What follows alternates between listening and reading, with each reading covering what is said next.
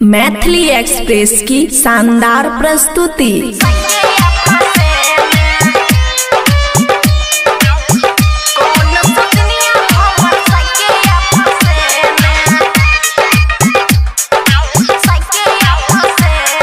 खुशी recording studio बलुआहा। एको श्रद्धा नहीं मनहवा के पूरल, अक्षत साइके रहै छी बेहुरल। एको श्रद्धा नहीं मनहवा के पूरल, अक्षत साइके रहै छी बेहुरल। रोज रोज मुँह मारे जाके केने केने, रोज रोज मुँह मारे जाके केने केने।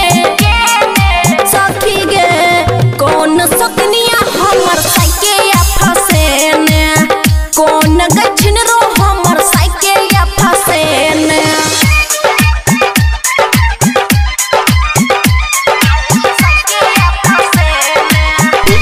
सुमित सती सुरैमा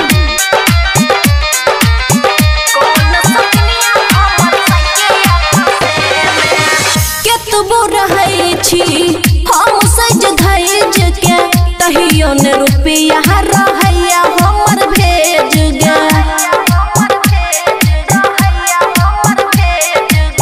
केतबो रहै छी हम सज धैज के, तहियो ने रुपया रहैया हमर भेज गे। नहीं जान केकरा के छयो अजमेने, नहीं जान केकरा के छयो अजमेने। सखी गे कौन सतनिया हमर साइके यालो भेना, कौन छिनर घटो हमरा साइके यालो भेना।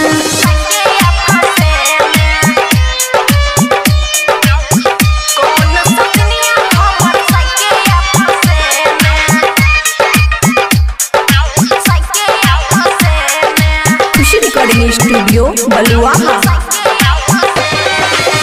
बबुआ राहुल बिना खेत या परती, पानी के कमी से सूखल जाय छै धरती।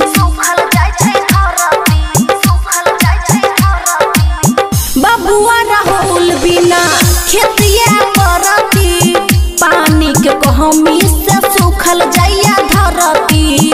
दोसरे के खेती के मन किछ लेने, दोसरे के खेती के मन किछ लेने। सखी गे कौन छिनर घटो हमरा साइके यालो भेने, कौन सतनिया हमर साइके या फसेने। खुशी रिकॉर्डिंग स्टूडियो बलुआहा।